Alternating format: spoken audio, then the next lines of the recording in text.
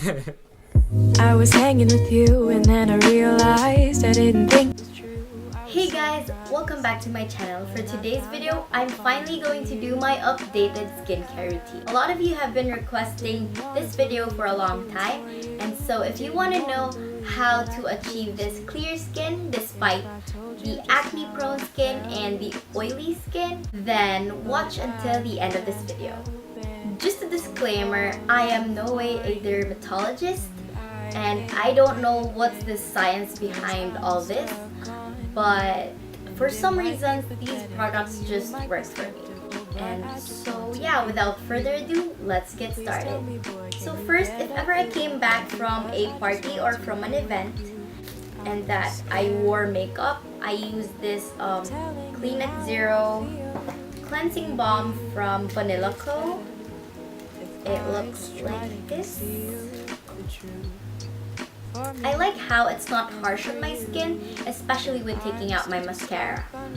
So first, I usually cleanse my face with this baking powder pore cleansing foam from Etude House. This is how it looks like. I like it because it is not too harsh on the skin and it doesn't dry my skin out completely.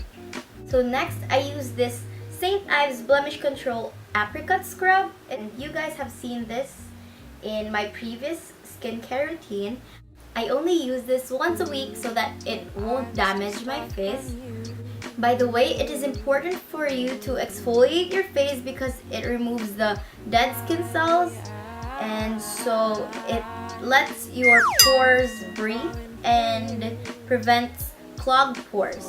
Also, this is for the serums and moisturizers to penetrate more. I didn't think it was true. I was surprised when I found out I'd fallen for you. I didn't want to believe my feelings for you. I didn't want to believe that I could lose you if I told you just how I felt. Next, I use this bamboo charcoal mud mask from Nature Republic. You guys have seen this on my previous skincare routine, and I use this on weekends because I don't usually have time on weekdays, and I usually use them the day after I exfoliate. Next, I tone my face with this Nivea mattifying toner.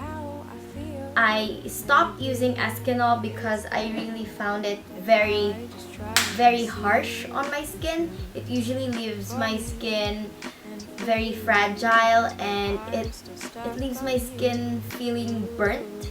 So I started using alcohol-free toners. I also just purchased this Thayer's Witch Hazel toner. It's also alcohol-free, but I haven't used this in the long run yet. Next, I used this serum from The Ordinary. This is their niacinamide 10% plus zinc 1%. This is not their serums for acne, but this is actually more of a pore care serum, but I only use this at night.